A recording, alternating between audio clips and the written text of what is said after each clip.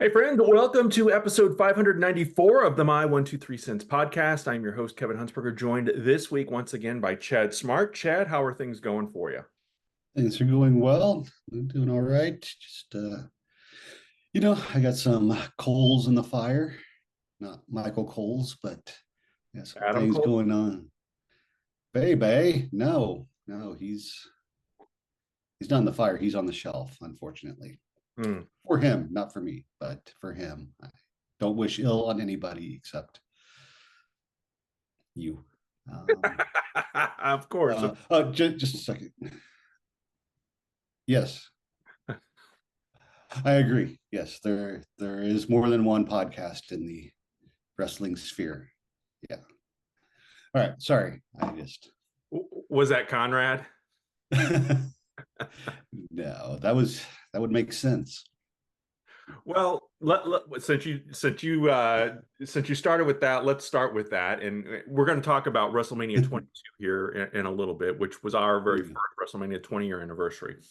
That's why we're doing that particular WrestleMania. But I forgot all about that. But I'm glad I wore the RVD shirt today. Then talk to me about expectation versus reality, because we talk about it all the time. People in their minds thought this mystery caller was going to be Vince McMahon. They thought it was going to be Bob Orton. They thought it was going to be Ted DiBiase Jr. Everyone but Pat McAfee. And the rumor and innuendo is I've seen a couple of different reports. One, that Vince was going to be the mystery caller, but at the last minute, I guess there's been some new accusations pop up in the Janelle Grant Grant. case. Yeah. So they pulled away, and TKO is the one that wanted to insert McAfee into this. I think literally just about anyone else who is a second or third generation wrestler, The Rock was a name too that was mentioned, No. would have made more sense. This is obviously fly by the seat of your pants. I don't know. Is it too many chefs in the kitchen? What is it with this insertion of McAfee allegedly coming down from TKO? Because I can't imagine WWE creative would have gone in this specific direction. Have you watched Unreal? I haven't. Oh, well, watch that and then get that back to me about what you think WWE creative will do. Yeah, I have seen the reports that apparently this was is it Ari Emanuel, Yeah. who is I guess also is he McAfee's agent or is he? Oh. Well, he's the And one that is touting McAfee as the next Sylvester Stallone, allegedly. yeah, I don't get that at all, but okay. yeah. Um, yeah, I mean, I don't. I hope that they weren't planning on Vince, even though Vince, you could say, would make sense. Even before these new allegations came out, he was still under a lot of allegations that weren't really, you know, I don't know what the correct way I want to say this is. They weren't nice allegations to begin with, Right. So it's not like these new ones are like damning more so than the other one. I mean, they are, but they're not. It's not like oh he just did something not nice and now he did something totally evil. It's like he was cursed, if you will. Um, for me, and I've seen a lot of people talking about this, and I didn't see the initial phone call that Randy was, Yeah.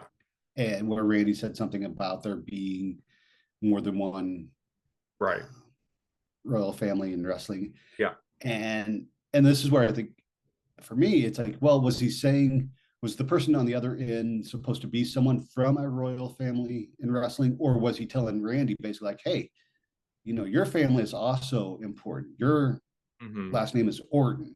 Like, don't discredit yourself for this. And of course, I mean, if that's the case, then yes, I was really hoping Barry O would show back up. Well, that would have taken an act from the Undertaker, I think. Oh, is Barry O dead? Yeah. Oh, He's well, been that's a dead for a while. bummer. He's been dead for a That's while. a, I knew his career was. I just didn't know he was. Yeah. No, he Um, passed a while back. Well, that makes more sense than why it wasn't Barrio. But yeah, I do think people. I'm, I have a thought in my head, but I want to stay away from it because this is a wrestling podcast. But I think people have this expectation, and like I said, we discussed it before, where if something gets mentioned or leaked, then imagination starts going wild. It gets put on online for more people to see, and Uh-huh. then all of a sudden, because it's online, it's legitimate, Right. and people go like, "Oh, well, this is what it's going to be because the internet said so," even though it may not have anything to do with the reality or the Mhm. planned reality of what's going to happen. So I never want to say like, oh, fans should never fantasy book, because that's part of the fun of being a fan, is being like, oh, I want Mhm. this. um But don't but criticize the company or companies when your expectation isn't met. exactly, yeah, Yeah. just because doesn't happen the way you wanted it doesn't mean that it's not the way, it's not good or something. And I don't know, I was going to say, do you think this Pat McAfee situation is kind of maybe this generation's Black Scorpion, Mm. where mystery person? Luckily, there were no magic tricks involved leading up to it, but I just I don't know how long McAfee was planned, because there are the rumor. I don't think this was necessarily a pivot and like, oh my gosh, we have to do something quickly, because you do have McAfee's comments from a month or so ago where he's saying the company had passed me by, Right. which now you look back into it. Cody was supposed to be on his show and was pulled due to scheduling. Mm.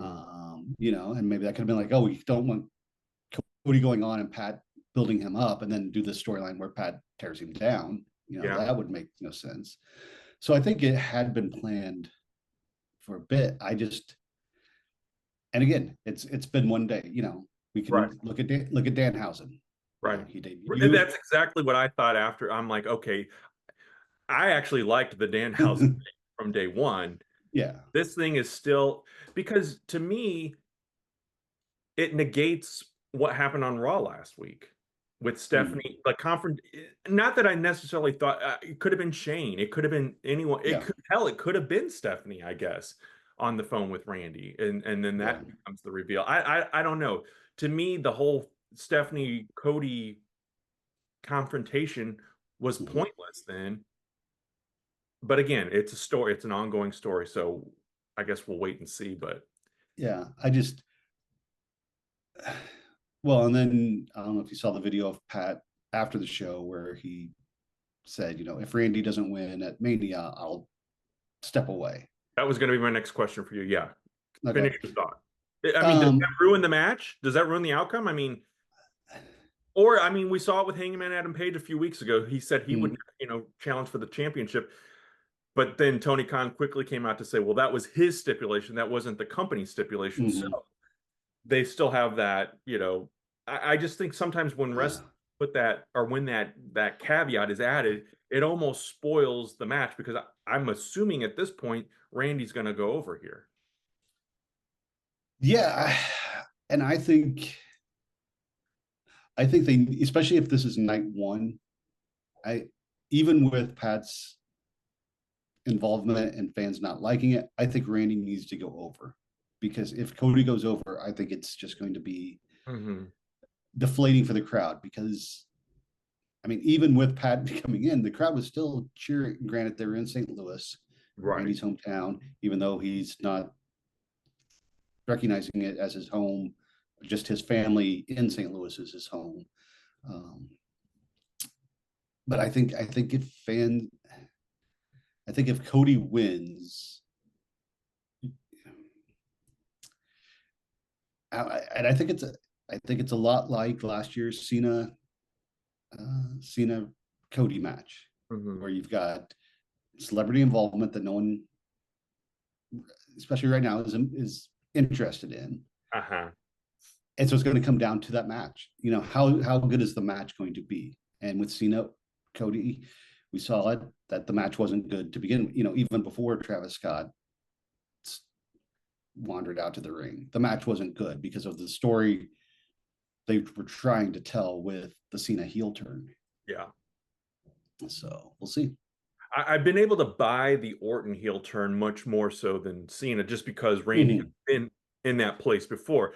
They Yeah. do have the history of legacy going into this. And They that's a lot. The story to me, Pat Mac, there really didn't need to be a third person. There didn't need no, to be the phone call. This was a story 20 years in the making, or 18, or whatever the time frame is. So yeah. so yeah, I don't necessarily think they needed it, and I do think at some point they had a different plan, but were able to kind of, like you said, with the cancellation on the Pat McAfee Mhm. show and some of the other things that he has said and done in the past couple of weeks, that worked its way into it. We're talking about fan expectations. Chris Jericho back in home in AEW. Were you on a scale from 1 to 10? How surprised were you that Jericho stayed with AEW? One being not surprised Not at all, surprised. and being totally shocked that he's still in AEW. I'm going to say three, just because I do feel like if Tony Khan froze Jericho's contract, because Jericho had been gone for the better part of the last year, Yeah, if he and I think he had the I think this is a situation where Tony Khan would have been in the right to freeze the contract. I think it's if someone gets injured and is out, and you're like, oh well, you're injured, so you owe us this time. That doesn't. I mean, especially if they got injured in your ring. right. Yeah. That's. But if Jericho's like, hey, I'm gonna go take 8 months off. I'm gonna go record an album and tour with Mhm. my band and do a.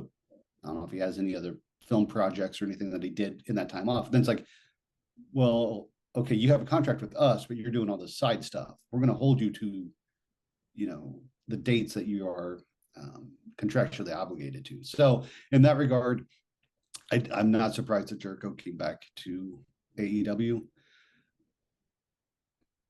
I think we'll see. It'll be interesting by the end of the year to see how much time is on that contract. Is this a short term deal where he can jump to WWE by the end of the year or by the Rumble next year? So, Yeah, when he didn't show up in the Rumble, and then he wasn't okay, he didn't show up in Cena's last match tournament thing.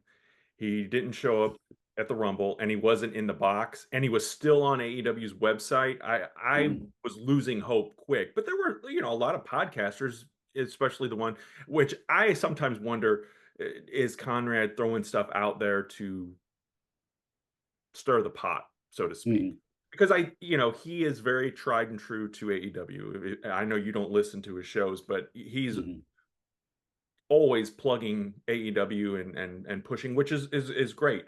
Um, yeah. he was the one though that was like, well, what if he shows up at the Raw after WrestleMania, which I thought may be plausible, but the fact that Jericho was Mm. still on uh, the website for AEW, I'm like, I just Well, see this happening now. I mean, Danhausen was on the website up until the day of Elimination Chamber. Oh, really? Mhm. I didn't know that. I didn't know that. Um, am I disappointed that Jericho didn't go to WWE at this point? Yes Yes. and no. I think that I do think that the way, and again, it's nothing against Gunther. I haven't bought into this character yet, and I don't like, maybe if it was Randy Orton that was retiring guys, or Mhm. LA Knight, someone that I was a fan of, I would feel differently about it. But I just haven't bought into the Gunther character. And to see Jericho kind of go over and go the same way that Mhm.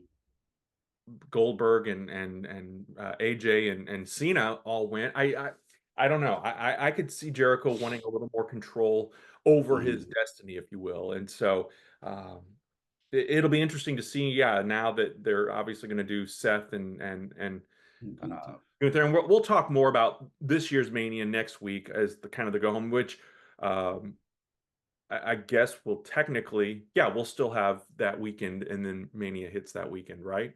Is that right? Mhm. Yeah. Yeah. Okay. I'm trying to do math in my head. So we'll talk more about current Mania next week and AEW and all the happenings there. But 20 years ago, this week actually, Chad and I and our buddy Jeremy ventured to our very first WrestleMania. Chad, let's go back to when, as a fan, as a wrestling Mhm, fan, we've talked about it 1,000 times. We watched the mhm. first Mania. We got excited about Mania as teenagers and young men and watching. Did you ever, in your wildest imagination, think that you would go to not one, but we actually have had the good fortune of going to 10 different WrestleManias. Did you think that that would ever happen? No, I don't think seriously, no, because I mean, I do think I called or did something about. I think I called the hotline to get tickets for WrestleMania 7 when it was at the LA Coliseum, knowing there was no way I was going to get to LA, Mhm. but I think it was just more just to see what the price was or what the Yeah. process was. Um, and I'm trying to think real quick off the top of my head, outside of WrestleMania 8,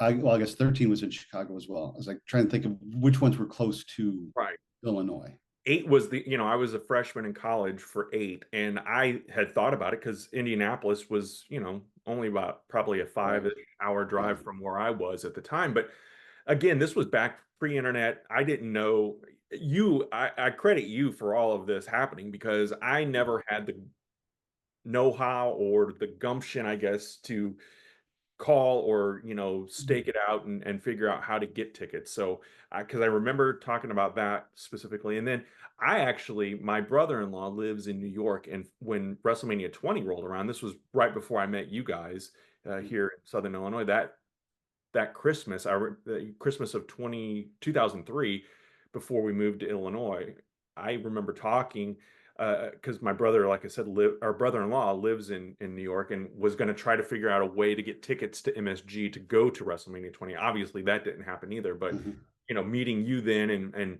you talking me into the idea of doing it, and then me bringing that idea to my wife, which reality here for folks who are local and watching or listening to this. TV news does not pay jack shit, and Chad and I were both in TV news, and I was probably making more being on air than Chad was, and I wasn't making much at that time, and so And I had the hard job of trying to make you look good on air. So that is true. So we're talking about what, about a $1,200 package for the tickets, that 15. $1,500 package. Well, So and let's break that down real quick, just so yeah, people know. Okay. So when we decided to do it, and I talked you into it and talked Jeremy into it, the expectation that I went in with was this is the only time we're going to Mania. If we're right. going to do it, let's Yes. do it right. That's how I sold it to my wife. Yeah. 20 years later, 10 WrestleManias later, like, yeah. Yeah. Um, but what we got, so we did the top tier travel package. Yes. And again, this is WrestleMania 22, the last WrestleMania not in a football stadium. Hmm. And I don't know if you have the stuff there, but you can I help do. I have. correct I me if have. I'm wrong. Yep. So we got fourth row ticket to WrestleMania, Yep. tickets to the Hall of Fame ceremony, Yes, three sir. night hotel stay, a private autograph session, Hmm. a breakfast, bagels, bacon, and biceps brunch where they had um, I know Tatanka and Sherry Martel, and I think a couple other wrestlers showed up. Yeah. Which And we then we got, slept for because of the time change. yeah, You remember? and that, and then we got some little tchotchkes, an alarm clock, coffee mug. Oh yeah, Hall of Fame thing. Hall of Fame medallion coffee mug is back here. I still drink out of that. Yeah. So So we got all of that for $1,500. yeah, pretty Fifteen incredible. hundred. What's that? Pretty incredible if you think Yeah. about it today. So if you think about it today, $1,500 will get you a maybe level 200 seat in the stadium. Mm, isn't that insane? Yeah. Here's the other funny thing about it. I'm looking at the tickets. So our fourth row seat, which we got to keep the chair, which I should have brought the chair. The chair's over in the Yeah. corner there. $750. And the funny thing I find about this is it says no laser pins or video. Could you imagine that today? I mean, everybody's got Well, video. But this was before smartphones, so we it's didn't. bizarre film, but I have seen recently a lot of people posting signs from WWE events saying no filming or streaming. And I don't know Well, how you enforce that, but oh, for like current modern day yeah, stuff? yeah, Really? yeah. So, And I remember one of the last WWE house shows I went to, which would have been like 2017, maybe, because Neville was there. mhm, And I was just taking photos, and I had security come up to me and say, no photos, nothing. And I'm like, what? really? Yeah. That's crazy. I remember going to Bad Blood in Mhm. '97 and the ticket, and I don't think I saved that ticket stub, which surprises me because I save everything. Um, but it said something about no cameras, no Mhm. photography. And back then I had a little load the film into the camera, Yeah. and ended up leaving it in the car. I didn't even take it Uh, in with me. And now in hindsight, I'm like, God, I wish I would have, just to have a few pictures and, deal with yeah. the consequences later. But yeah, that's so weird though, that even today still, because Mhm. yeah, how are you going to enforce something like that? Right. Why Unless you wouldn't just you can't. want that publicity? Yeah, I don't. I mean, I get the like no streaming because, Sure. but again, I don't know how you're going to enforce that unless you Enforce it, right. Yeah. go through everybody at all times of the show to be like, are you streaming? Are you streaming? But and I know I think you've said you've watched some shows where people were streaming it, but to me, I mean, to me, I'm not going to sit and watch an entire show off somebody's phone, you Right. know. Exactly. But I may tune in to see if something is happening or whatnot. But um, and what gets me are the people that are streaming or recording it, but then when something happens, they turn around to get their reactions to it. And I'm like, I don't want to see your ugly mug. Like, Right. you know, Yeah, but we that's paid because I'm old. $125 for bacon, bagels, and biceps. Uh, and I think we got about $10 worth of food out of that by And oversleeping. Yeah. Hall of Fame was $80. Mm. Business attire, please, is what the ticket says. Yeah, I think they've given up on that. Yeah. Well, Yeah. especially when they were doing it after SmackDown. So Oh, sure. yeah. But yeah, I mean, it was a whole experience. And I remember, like you said, $1,500 and 20 years ago, I can't imagine what this deal would cost today that we got. Well, I mean, you look at it. Granted, it's a smaller amount of people that could do it, but Cody Rhodes bus tour, $10,000 Yeah. and sold out. So, which is the more crazy thing is that Yeah. people are buying it. But Yeah, until people stop buying it, they're going to continue to do that. yeah. Um, and obviously it's a wrestling, WrestleMania for us turned into from like geek weekend to Mm, almost geek week, where we yeah. would leave on Wednesday or Thursday and stay several days. And then we didn't do it every year, but many times we stayed and went to Monday Night Raw as well. Hmm. We didn't this particular year. I remember driving back that Monday morning back to Yeah. Chicago. And that was the nice part about it being in Chicago. You and I drove, picked up Jeremy, spent the night at Jeremy's place, watched the destruction of the Ultimate Warrior DVD, and then trucked up to Chicago, I guess that Friday, and went to Hmm. a Ring of Honor show. Did we only do one show outside, or were there two Yeah. shows? No, because I think Ring of Honor was the only promotion that was doing shows at that time. Do you know, can you remember, is that the first time that, because I feel like that version of Access that we attended, where they had the audio, I feel like Though I don't think it was Access. It was just Well, yeah, I Tensei. know it wasn't Yeah. technically called Access, but Yeah. like going to the autograph signings and the picture ops. Mm. Oh, Was that yeah. the first time that they had done that? No, I think they'd done it at previous manias, Okay. something similar to Yeah. that, but not. And again, it was a private thing. You had to be part of the travel pack. You couldn't buy a ticket to the Yeah. autograph sessions. So, and I don't know if the other tiers got different autograph sessions or. And then yeah, and then when we got to the arena, there was just a tent set up outside with the memorabilia and Mhm. Hillbilly Jim. Yeah. But Yeah, there wasn't much to that at all back in the day. No, And I don't think you had to have a ticket or anything to get in there. They no, you have just, an open walk through because I did the yeah, hand, the Andre the Giant hand, I remember. yeah. Well, so when we decide to do this, we commit to it, and then Mhm. we can't just go and watch WrestleMania. We have to go cosplay, which became a for us. What was the motivation for doing cosplay, and then how did you land on Spirit Squad for that? I'm a giant nerd, and I thought it would be funny to be cosplaying. Yeah. And I think probably how we ended up on the Spirit Squad was, one, I was like, no one else will be doing the Spirit Squad. Oh boy, were we surprised. Yeah. And two, it was a very easy costume to put together. Yeah, You yeah. know, I just went to Walmart, picked up some t-shirts and workout pants, or I I don't even know still if they're have called my workout pants. green Yeah, snap pants. play Yeah. pants. Yeah. Um, but yeah, and I just thought it'd be something idiotic to do. And you know, and at the time, cosplaying wasn't on the level that it is today. Right. Definitely. Again, I think we could take credit for that Yeah. in our own inflated ego sense, but um, but I also, you know, when we do the cosplay that we've done later on, it's also like, you know, you're going to get your Hogans, your Savages, Mhm.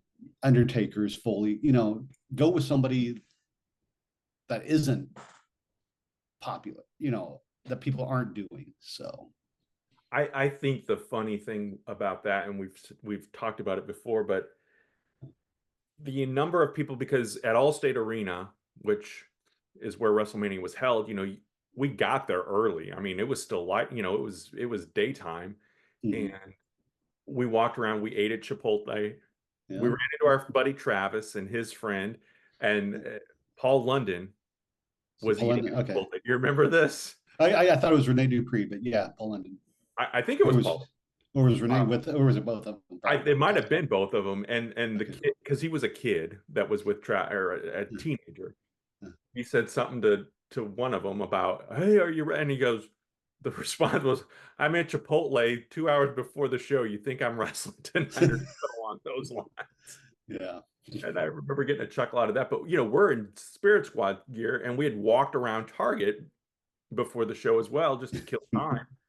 And people thought we were the spirit, like before Timu, but this would have been Timu Yeah. Spirit Squad to say the. I'm flattered that people thought we were I those mean, guys, you, but me, Dolph Ziggler. Yeah, yeah, it's a lot of it's it's like similar. a mirror. I mean, really. Yeah. But yeah, I always found that kind of funny.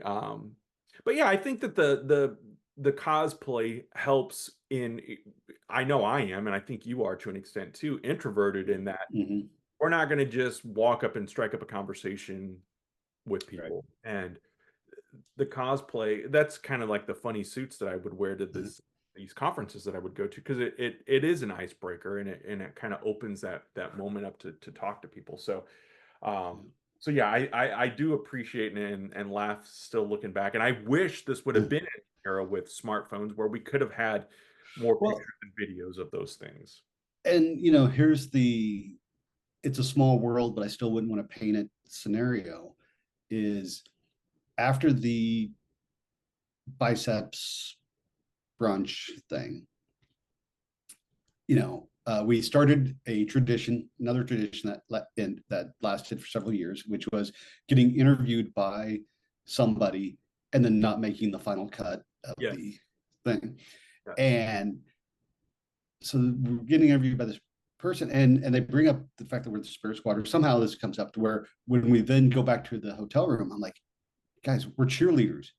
We need cheers. We need to do something to, again, it's that introverted extroverted part of me right, where I'm like, yeah, I'm not going to do anything, but I will make myself, I will show ass if I know I'm around people I never have to see again. right. uh, and Jeremy is Yes. extrovert 1,000, you know, Right. he'll do anything. So we came up with these cheers, and then when we got to the arena, we're walking around, and I remember we were in front of one of the WWE trucks, one of the trailers, Yes. and we're doing these cheers in front of people, and then a friend of a friend who ended up going with us to WrestleMania 29 after you posted that video like several years later, he's like, "Is this you guys?" And he was there and had took photos of it. You know, Yes. Yeah, I wondered if you remembered that story. Yeah, that was yeah. that's pretty funny that it all kind of panned out that way. That So I'll ask you real quick: do you remember the cheers? I remember the one of I don't remember how it all went, but I remember it ending with "Put the belt on RVD." Yeah, I actually that told him one. that story when I did the interview with him. So Yeah, because it I was the Money in believe the Bank match. Money in the Bank. I believe it was Cena's got the gold. Triple H with the belt is old. Give Give us us what we what we want want. to see. Put the Put title on or RVD. yeah, the title on Yeah, RVD. yeah. I remember that. I remember. Was it something like Boogeyman Scary? Booker T thinks he's macho during this match. I'm gonna go get nachos. That one I don't remember as well, but I remember because I think that one was the easiest one to kind of, and was Yeah, the most popular one. So yeah. That, and then I know there was one also that ended with HLA, but I don't remember what it. oh, But yeah. so obviously being a part of that, and we'll get to Mania itself in a minute, but Mm. let's talk a little bit about the ROH show again, Okay. because I remember part of the fun of being a friend with you is the ball busting, from both Right. ends. And so, I'm obviously more of the WWE mainstream wrestling, and you were Mm. obviously more of the ROH and CZR and all of the indies that I didn't really know about that you introduced me to. And so you were high on Samoa Joe, and I kept calling Rikishi 2.0. And then lo and behold, we get to the show, and it's I almost called Samoa Joe, Yeah. who obviously I have turned out to have, obviously put more into than Rikishi, Mhm. but that's a whole nother show. Uh, and Necro Butcher. And these two guys were just beating the shit out of each other. And that was the first time I'd seen Samoa Joe like in action, in the Mhm. ring, wrestling and in person, obviously. And Yeah. it spilled out right in front of us. And there was a kid that was almost just the look on this kid's face, Jeremy being like, Jeremy. Yeah. I laughed so hard that I had tears streaming from laughing so hard at the reactions that were going on. But what do you remember of that? That was the one thing. And then Bowflex, the Japanese wrestler that had the great physique. I don't even know Yeah. remember who it was, Tazawa. but Jeremy kept calling him Tazawa. Bowflex. So Yeah. Yeah. I mean, that was, this is 2006. So this is kind of like the heyday of Ring of Honor. And I'm trying to remember all the other matches on this show. I believe the main event was Brian Danielson versus Roderick Strong. And I want to say it started at midnight and went like 56 minutes as a match. And we left shortly after it I was going started. to say we had left. I thought, yeah. Yeah. Um, but I remember, again, going back to cosplay and being a nerd, I'm a huge Delirious fan. And Oh yeah, so I had a right. homemade Delirious mask that I had made for when IWA Mid South had come to Southern Illinois. Yes. And he was, it's funny because he would eventually become ROH Booker, but he was making one of his early appearances in Ring of Honor in a 4-way match. And I remember uh, after the match, he got beat down, and I think it was Rocky Romero was just laying the boots on, just beating him down. And guy on the mic's like, "You don't belong here. You're a joke." Blah blah. And I'm standing in the crowd with the mask on, cheering and everything. And he just looks at me. He's like, "And that asshole over there with the mask doesn't mean shit," And I was like, "Sweet." And if Ring of Honor had decent video quality and audio quality at the time, that would be a good moment. But Right. Yeah. unfortunately, they don't. But yeah, because I think you started laughing at that too, of just me being insulted by. Yeah. And then speaking of going back to Timu Spirit Squad, I remember towards the end of the show, or it may have been intermission towards the end, I don't remember, but we were standing there and I'd put the mask on just because I got tired of holding it. And this little kid comes up to me and asks me for my autograph because Yes. he thinks I'm delirious. And I'm like, and I I I think I just said no, I'm not him or whatever. But in my mind, I was thinking of writing. I don't know how if you've seen A League of Their Own, the feet Bits with and pieces of it, yeah. Tommy, Yeah. but Kid asked Tom Hanks for his autograph in the movie and Oh, signs yeah. about him. And I wonder, I avoid the clap, delirious, but yeah, Yeah, that kid would that's have had a memory, right? right. Yeah, so that kid at that ROH show that was Yeah. watching Samoa Joe, Yeah, because he's I think probably Jeremy's like, about use the 30 kid, now. use the kid. Yeah. Yeah, he's probably Um, about 30 now. That's hilarious. yeah. Um, so that was Friday night. Then Mhm. Saturday, again, you had the different activities. The we went to the autograph signing thing, and we knocked about and did a few things in Chicago because I think that was my first time ever being in Chicago too. Mm. Uh, but then that night, of course, was the Hall of Fame, and we got dressed up. I mean, we suited up and looked nice and presentable because, Yeah. of course, it said business of tire. Yeah. I remember Jeremy did not bring a suit, so we had to go, he had to go buy a suit. That's right. Um, but yeah, and this is the Hall of Fame where Bret Hart was inducted. It was his first time back, which I don't think we knew that going in when we bought the tickets initially, but it was one of those things that helped sell the Hmm. experience too. Yeah. Yeah, because I think, yeah, we bought those everything in like the fall Mm-hmm. leading up to that year's WrestleMania. Because I remember knowing we were going when the Royal Rumble happened because I had a Royal Rumble party here and Jeremy came down for it. Uh, Um, so I remember that.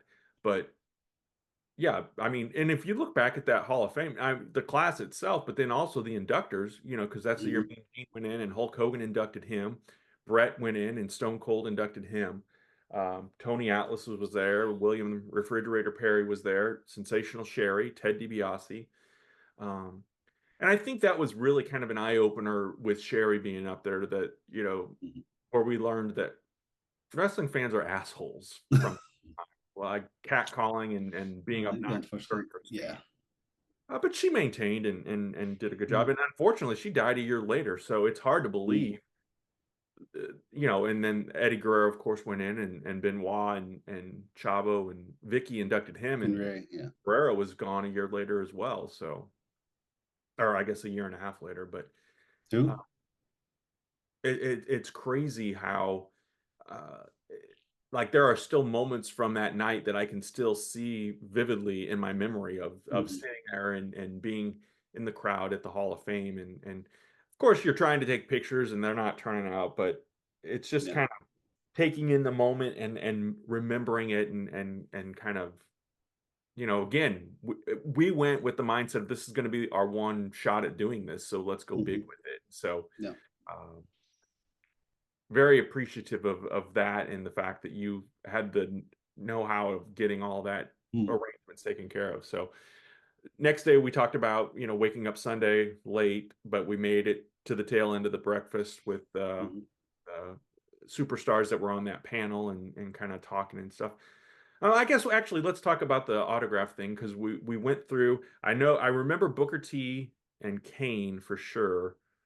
I'm trying to remember who else was in that. I think Eugene. yeah, Eugene, and I think the Polaroid was with Victoria and Matt Hardy. Uh-huh. But then I'm trying to think. Yeah. Booker T. Shamel Kane. Ron Um, Simmons, maybe? maybe I know Joey Styles was in the Yeah, room and we talked to him yeah. briefly. And And Jimmy Hart then was roaming and Jimmy around. Hart, and that's when I asked him, I'm like, so Jimmy, who do you think the next young up and comer coming out of TNA is going to be? He's like, oh, Sting, baby, Sting's Yeah, going to be big. I'm like, you yeah, gotta yeah, I love got that. a feeling he is, yeah. Yeah. So But yeah, that was cool because I had met a handful of wrestlers prior to that, but that was yeah, kind of another cool. But again, there it's kind of you're almost in a assembly line where you're just kind of mm-hmm. going from superstar to superstar. They signed the book, which I couldn't find the book from that year. This is the year I went to in Orlando, but um, they're signing them at quickly and you stop and pose.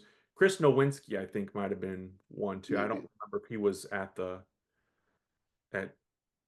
at 22 or 24. But anyway, Mm. and then you get a quick pose and a photograph, but it's again a pretty quick experience.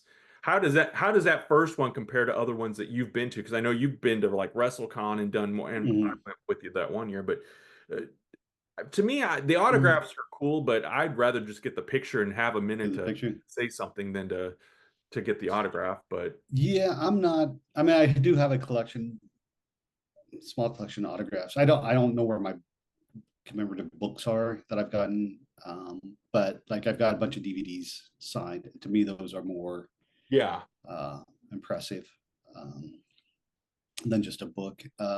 Although the book helps you understand who the autograph is because there's a picture tied to it. yeah, Uh, that is true. but yeah, I mean, obviously, like we said, it's grown so much from what that was that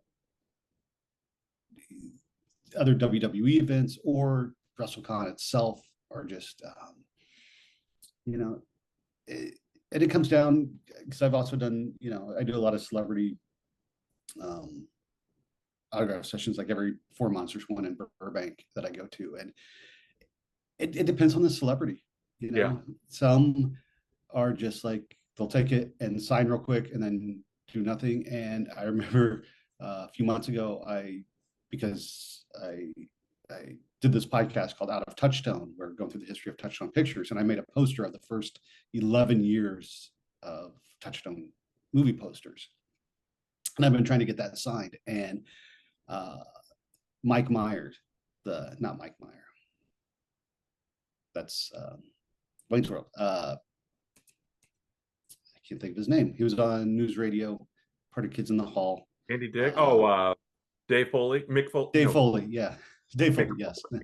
I don't know where I got Mike Meyer, but Dave Foley was there, and he's in It's Pat, which is a terrible, terrible movie that I can't imagine anybody would want to talk about.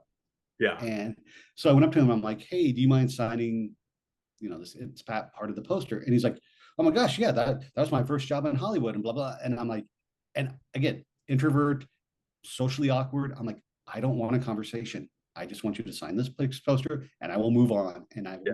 will, um, but yeah, so I think in the wrestling sphere, I'm trying to think, I don't think I've ever had a totally bad experience. But I think also when we do it where we're cosplaying, Hmm. it adds a level of um, I don't know what to say, but like when we met the Headbangers, when we were dressed as Right. Vince and Jesse, they played along. Yeah. Derek Bateman, aka EC3, I think he was more impressed to get a picture with us than we were to get a picture with him at that time. Yeah. Ricky Steamboat just like, what the hell is wrong with you guys? Like, Yeah. get out of your parents' basement. But Yeah. yeah, But yeah, those are cool. And like you said, I don't remember any instance where I don't have any bad stories to tell or anything like a negative, because a lot yeah. of the time it is kind of sign, smile, move on Mm. to the next superstar, whatever it is. So, obviously, probably my favorite is the Neville experience. Is we did it at WrestleMania 30, and then we did it again at 32. So No, yeah. that those were fun, just to kind of the inside joke of all of that. But Yeah. You'd met him before 30, right? yes, yeah, Okay. I met him in 2012 at an AAPW show before he signed with WWE, and then he Right. That's signed, right. and then he was doing the Access. They were all still NXT at the time. Mm. That was the NXT table that we were at, and so I took the photo um, of meeting him that first time, and Okay. I got his autograph on that, and I need to Okay. look at that and see if he signed that as Neville or as Pac, because he was Pac in the photo, but I don't know if he Yeah. signed it as Neville. I can't remember now how he signed it. Mm. Um, but yeah, I think that then, going to the breakfast thing and then kind of gearing up and preparing for WrestleMania itself, there's something every time when we walk into the arena or the stadium. This was, like Mm. you said, the last arena show that they did, but there was just something about seeing the WrestleMania marquee and the banners that year they had all the superstars hanging up around the Allstate Mhm. Arena. It's just something like it hits you because it's like at that point, for 22 years I've been watching this experience on pay-per-view, and now I'm Mm. actually here. And we had really decent seats, fourth row. There wasn't I don't remember there being a whole lot of people like popping up or holding signs up to where you Mm. couldn't see anything. Um, and we, like I said, we were across from the ramp, and so you got a good shot of everybody kind of coming, a good view, Mhm. I should say, of everybody coming out. But what was your overall impression of where they had us seated? Yeah, they were good seats. I've sat on the floor several shows, and I think anything beyond like 5 or 6 rows back Mhm. really isn't worth it, Yeah, especially now when you get people standing for everything. yeah. I think one of the other good parts is the first row, the front row of our section was used. It's where WWE would bring celebrities to sit. Hmm. So no one else is sitting there for the most majority of the show. So technically, there are only 2 rows of people in front of us. Yeah. And I do remember Michelle Williams from Destiny's Child, not Dawson's Creek actress. Michelle Williams sang the America the Beautiful at the start of the show. And then during the um, Undertaker Mark Henry match, they brought her out to sit ringside to watch. Mhm. And I just remember yelling, not inappropriate, it wasn't anything like that, but it was just asinine comments like, Mark, Michelle says if you win, she'll take you to Sizzler, stuff like that. And I remember her turning around and looking like, Shut "What's up, wrong with nerd. you?" Yeah. Um, but yeah, so that was fun. So that's again one of those things you don't see on TV that you Yeah, can see in right. the arena. But yeah, and I think we had a good venue. It would have been nice to be on the other side just for the Edge Mick Foley flaming table spot, but Oh yeah, where we were, we actually got in the picture that WWE posted on their website. So yeah. if you look really close in the background, yeah. Um, yeah. And real quick, if you're watching the show, when they do the sweeping jib shot over the crowd, you can see us at the very beginning of the show. So, Oh, really? See, I've uh, never gone back and watched this Mania, so hmm, which as much as I love being there for Mania or for a wrestling show, sometimes I'm like, God, I'm glad I'm here watching this on TV. And the hmm, older I get, maybe I don't know if it has to do with that or not, but uh, because there is a lot of downtime. hmm. Well, I guess during TV shows there is. The I, you know, pay-per-views, I, the pay-per-views I'd have say, gotten that way too, though, I guess.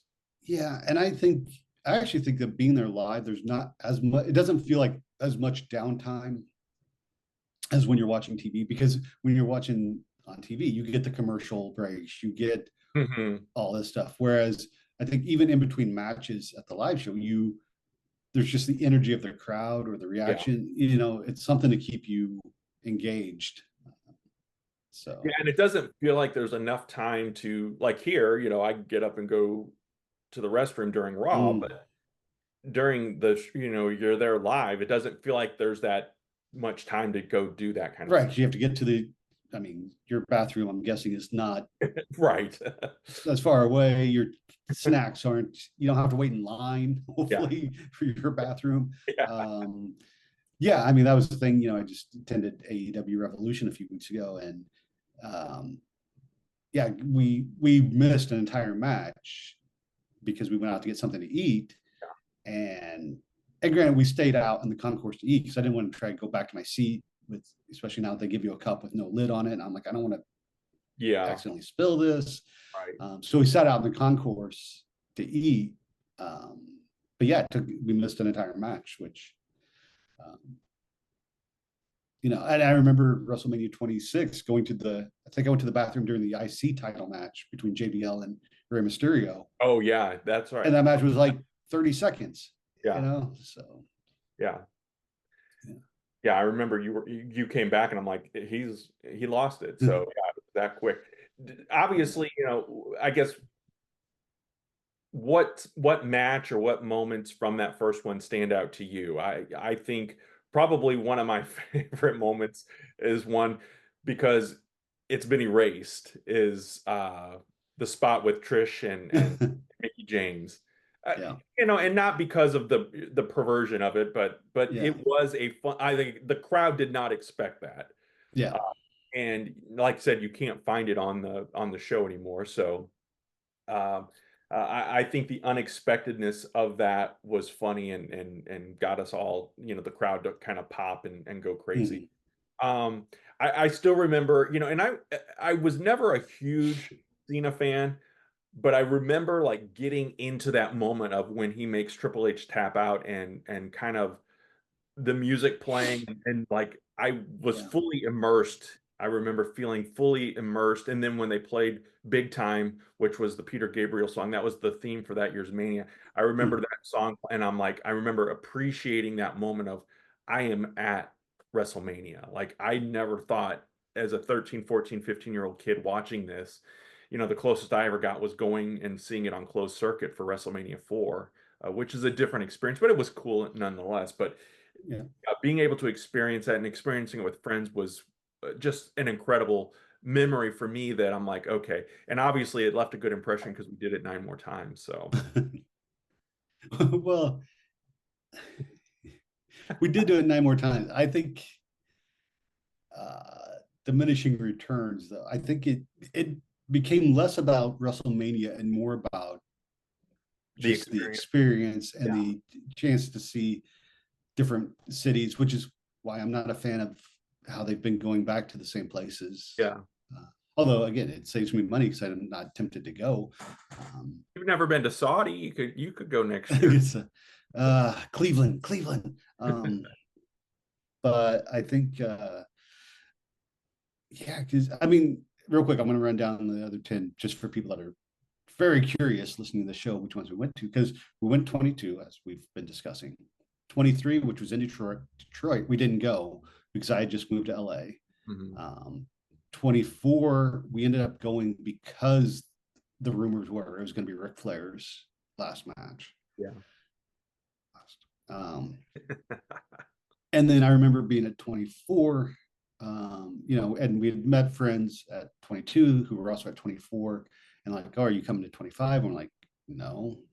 And then we're like, well, it's like later on, we're like, well, it's the 25th anniversary. Right. Surely they're going to do something big. Yeah. Pat Disappointing. McAfee showed up. Yeah. So we ended up going to 25 just because it was the 25th. 26 we went to because it was in Phoenix, so you had a chance to come to LA Yeah. for a day to go. And then again, to me, 25 and 26 were not good, and we're just kind of like, yeah. And so Hmm. we weren't going to plan on going to 27. And our friend Travis, his wife called and said, hey, we're expecting our first kid. Travis isn't going to be able to do this for a while. Can he go with you? And we're like, well, we're not going. But then we was like, no, let's do it. Let's do a guy's Yeah. trip. So again, more about the experience of us being together than Right. the jackass behind us yelling the divas are sluts. And then 28, I wanted to go to because I was in Miami at the Yeah. Dolphin Stadium, and I'm a huge Dolphins fan because I hate life. And then 29, I think was just a chance to go to New York. Yeah. And then 30, I think we were like 30 would be a good end cap to Right. Yeah. end it. And then 32 was or 32, 39, or yeah, we went to 32. we We went to went to 32 32 in Dallas. because Yeah. I was in Dallas, and that was like, oh my gosh, it's going to be 100,000 fans. Hmm. I had been there for George Strait's final um, touring concert performance, and I'm like, oh, I want to see if WWE can beat that attendance. And I remember, and granted, that show was like 15 hours long, and I just remember walking out there going like, yeah, I'm done. Like, I don't need to go to another Mania. And then we did 39 because it was here in LA, and so Sure. you had a chance to come visit again. Yeah. But um, so let me ask you: do you, not taking the ticket prices into account, because again, I actually had plans to do WrestleMania 41, I Mhm. had the hotel booked a year in advance. And I was like, okay, yeah, this will be great. We can go to Vegas, your money, baby, your money. Um, and then the ticket prices, I was like, nope, I'm not going to do it. So if ticket prices weren't what they are, if they were still affordable, what is your scale of 1 to 10, your level of wanting to go to another Mania? Um, as I've gotten older, my wife and I have talked, and we're gonna do more traveling and do things um as a couple. Mania would still be part of the conversation. Um, to me, it would have to be something really appealing about it to go. And honestly, this year, I am excited about the two championship matches, and we're going to talk more details next week about the build and what we're looking Mhm. forward to about Mania. But um, if it comes to Nashville, like it's been rumored in Mhm. 2029 or 2030, I would if it's close enough or whatever, or I'd go back out to LA again. Um, but like you said, we've done it 10 times, so it's I guess technically 11 with the two nights of 39. But um you know I it's something that I've done. I would like to go to I wouldn't mind going to a Survivor Series, because or a SummerSlam, because I've only been Mhm. to Royal Rumble and WrestleMania. I've not been Mhm. to SummerSlam or Survivor Series to get the big four check mark, which I feel like it lost its luster anyway as well. But anymore now too, I think SummerSlam's going to be 2 nights. Isn't SummerSlam 2 nights now? I believe so. Yeah. So I don't know.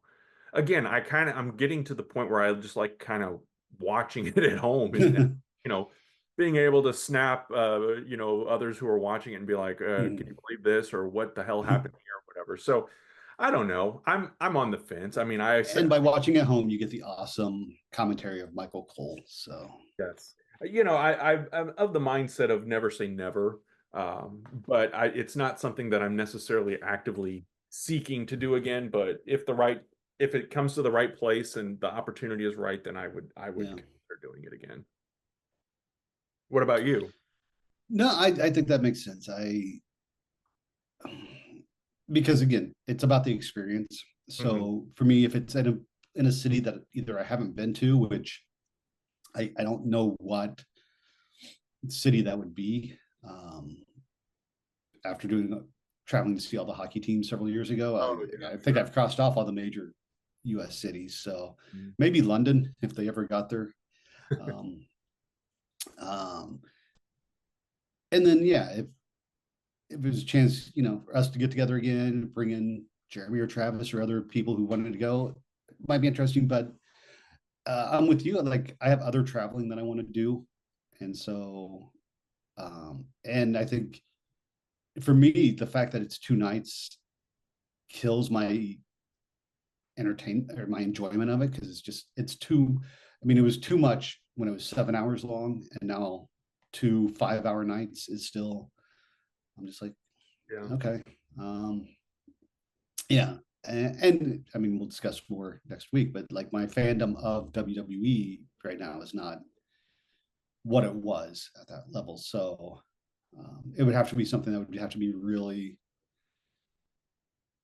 uh, captivating to get my attention. So, especially since AEW is out there, baby, I can just go watch some good wrestling for 10 hours and watch people get set on fire, Syringed. syringed, hung, good Oh, family will we entertainment. get more orange juice matches now that Jericho is definitely back in AEW? Ooh, one can only hope. All right, buddy. Anything else you want to say before we wrap up this week's episode? No, I think I'm curious to see this week how things play out for the final build up to WrestleMania. I think next week's discussion should be interesting to judge where, what our expectations are for each match. And I mean, I know the way we've been talking in the last 5-10 minutes, but I think for anybody who hasn't been to a WrestleMania, it is something that it's like Comic Con. it's Mhm. like I feel like you need to go at least once just to Oh, experience it. Comic Con in San Diego, not just your local Comic right, Con, although sure. those are also experiences for whole other reasons. But yeah, I mean, I do, again, as introverted as I am, I do like people watching. I do like being in a crowd in a sense, but so I recommend it, but hopefully it becomes more affordable Yeah. again. Definitely, definitely. Well said. Friends, we want to hear from you. Have you been to WrestleMania? Do you plan to go sometime? Let us know in the comments. And don't forget to vote the final round of the WrestleMania Celebrity My 123 Cents Madness is up live now on the My 123 Cents Facebook page and in the Facebook group. So go ahead and vote on that, and we'll announce that winner next week as well. Thanks for listening and or watching. We will see you next time.